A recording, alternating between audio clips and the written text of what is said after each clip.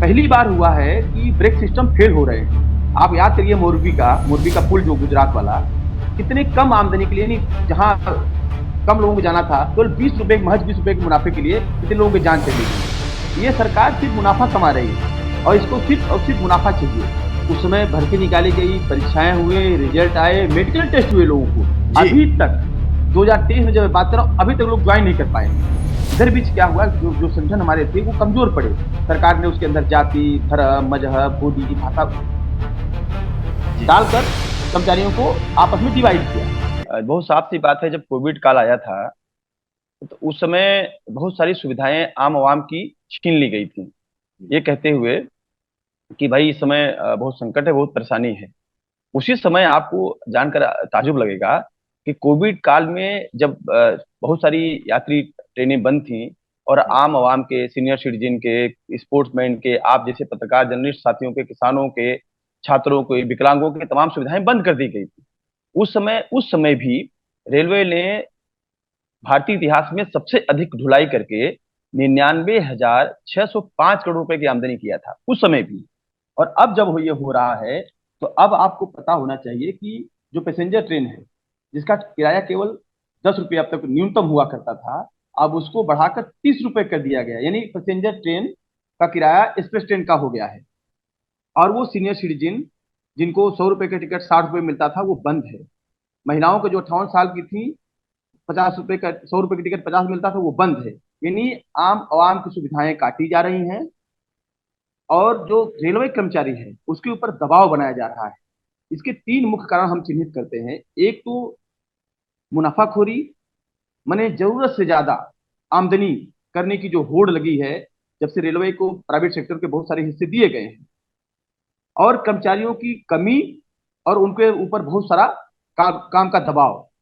तीसरा जो एक और खास कारण है कि जो अभी माल ढुलाई में और या जो ट्रेन के जो पार्ट्स बनते हैं, जी। वो जो हमारे कल कारखाने थे उनमें काफी हद तक कमी आ गई है। बहुत सारा माल विदेश से आता है या और अन्य जगह से आता है, निजी सेक्टर की कंपनियां देती हैं।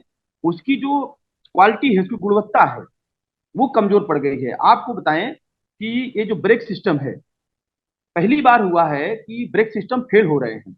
इसको हम जी। लोग ट्रेन की भाषा में BMBS बोलते हैं। एक जर्मनी की कंपनी है, KNORR, जी। उसने सप्लाई किया है ब्रेक लगने वाला। और कई बार जो उसकी एसएससी टेस्ट होता है, उसमें वो बहुत पुअर आया है टेस्ट में। और ये बात सरकार को कई बार, जो हम लोग जन जो काम करने वाले लोग हैं रेलवे में, कर्मचारी के वेलफेयर में, आम आवाम के वेलफेयर में, लिखा गया है, बताया गया है, मगर सरकार इस पर कोई ध्यान नहीं दे रही है। ये तीन मुख्य कारण है। एक, निजी कंपनियों को मुनाफा पहुंचाना, और निजी कंपनियां जो हैं वो, उनको सिर्फ सिर्फ मुनाफा चाहिए। अभी आपने रायगढ़ का एक वीडियो देखा होगा, बड़ा चर्चा में आया था, मालगाड़ी ओवरलोडिंग। हम्म। मैंने अभी ट्रक की ओवरलोडिंग आप देखते रहे होंगे। पहली बार ऐसा हुआ कि ब्रेक फेल हुआ मालगाड़ी का। पहली बार इटारसी में, कटनी में, गया से जो रूट जाती है कोडरमा में, ये सब पहली बार हो रहा है कि पूरी की पूरी ट्रेन की ब्रेक फेल हो जा रही है, क्योंकि ओवरलोडिंग वजह से। और 2018 में 19 का चुनाव आने वाला था, तो सरकार ने कहा कि भाई रेलवे में बहुत सारी भर्ती, नौकरी हम देंगे, नौकरी देंगे। 78,000 उसने भर्ती निकाली, लोको पायलट की और टेक्नीशियन की। मजेदार बात है कि लोकसभा चुनाव हो गया, सरकार के दोबारा सरकार में भी आ गई, लेकिन उस भर्ती का कुछ नहीं हुआ। जब 100 एक्शन प्लान के खिलाफ हम लोग मूवमेंट चला रहे थे, उसके पर्चे हम लोगों ने बिहार के छात्रों के बीच बांटा, तो छात्र उससे उद्वेलित हुए। और सहसा राम, विक्रमगंज के इलाके में आपको याद होगा कि बहुत बड़े आंदोलन छात्रों ने किए। एक ही बहुत साफ सी बात है, अगर सरकार जी। वेलफेयर की रहेगी, तो हम्म। यकीनन आम आवाम के वेलफेयर के लिए भी काम करेगी, इंप्लाई के वेलफेयर की भी काम करेगी। लेकिन ये सरकार अब वेलफेयर की नहीं रही है। आप याद करिए मोरबी का पुल जो गुजरात वाला, कितने कम आमदनी के लिए, नहीं जहां कम लोगों को जाना था, केवल 20 रुपए, महज 20 रुपए के मुनाफे के लिए कितने लोगों की जान चली गई।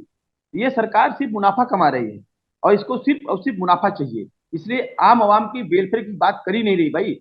अब ये हमारे नागरिकों की बात करते हैं, नागरिक सुविधाएं तो काट रहे हैं आप। पैसेंजर का, वही पैसेंजर जहां रुकती थी वहीं रुक रही है, उतना ही समय ले रही है। आप स्थल के नाम पे 30 रुपया ले रहे हैं। भारत के वही नागरिक हैं, उनकी सुविधाएं आपने काट लिया है। न केवल रेलवे के मामले में, बल्कि पूरे देश में इस तरह के कर्मचारियों के मामले में फेल हो रही है। और सरकार दरअसल में जो गवर्नमेंट जॉब में base security, job security, social security थी, इसकी वजह से गवर्नमेंट एम्प्लॉई या सरकारी नौकरी में लोग आते थे। अब सरकार धीरे धीरे यही उसको भारी पड़ रहा है ना। अगर ये भारी न पड़ता, सरकार रेल बेचने के लिए रात दिन उतावली है। इसीलिए तो आपको और अजीब लगेगा जानकारी कि रेलवे में इधर भी डिवीजन और जोन खूब बनाए जा रहे हैं। क्यों?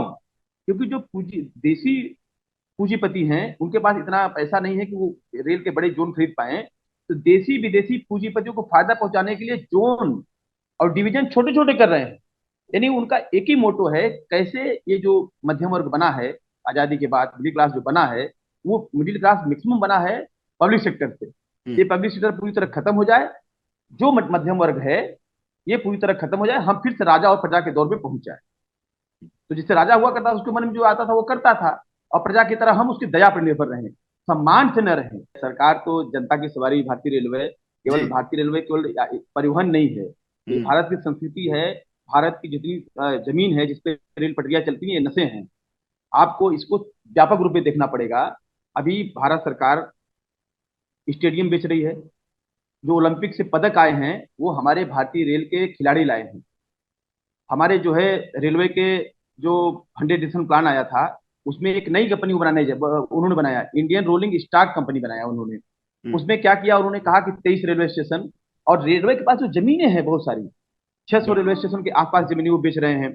अभी डेडिकेटेड फ्रंट कॉरिडोर पूरा तरह प्राइवेट बना ही दिया है, आप देख ही रहे हैं, वो बना दिया है।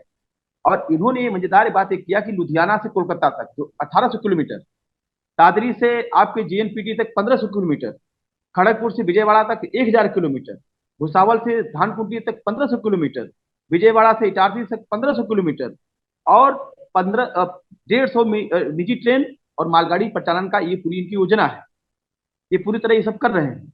दमन हो रहा है, उसके खिलाफ एक मजबूत गोलबंदी जो हो, एक मजबूत ताकत आवाज उठाए, जैसा हम लोगों ने 100 डे एक्शन प्लान के खिलाफ किया था।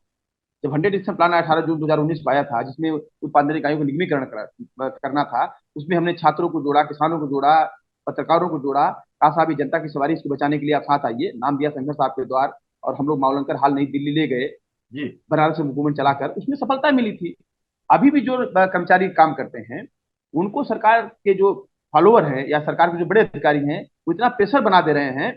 इधर भी आप देखेंगे कि रेल मंत्री, अब तो रेल का बजट जो है आपको पता होना चाहिए कि 2016 से ही आम बजट में मिला दिया गया है। तो आम आवाम को भी ये पता भी नहीं चलता कि रेल कितना कमा रहा है, उसके मुनाफे कहाँ खर्च हो रहे हैं, घाटे में कि नहीं है। वो फरवरी 2017 से आम बजट में मिल गया है। तो रेल के बारे में जो अलग से बजट आता था, अलग से चर्चा होती थी, वो आम जनमानस से वो अलग कर दे रहे हैं। ऐसे मैं कहूं कि जैसे कोई मेढक हो पानी में बैठा हो और आप धीरे धीरे पानी गर्म करिए। आम आवाम भी रेल कर्मचारी भी वो सोच रहा है कि सरकार का अभी थोड़ा एडजस्ट करते हैं और पानी इतना गर्म हो जाएगा फिर वो उछल के भाग नहीं पाएगा। तो सरकार ऐसा नहीं, गर्म पानी में मेढक कूदेगा तो उछल के भाग जाएगा। इसलिए सरकार धीरे धीरे धीरे धीरे धीरे बात करेगी कर्मचारियों के दमन की, और बात ले आएगी पाकिस्तान की, आम जनता की सुविधाएं छीनेगी और बात करेगी हिंदू मुस्लिम की। तो ये सरकार बहुत चतुर चालाकी से ये सब काम कर रही है। इस सब के बावजूद भी हमें यकीन है जिस तरह का सरकार का दमन है, इस तरह से आज नहीं कल, कल नहीं परसों लोगों का गुस्सा संगठित होगा और विरोध लोग करेंगे।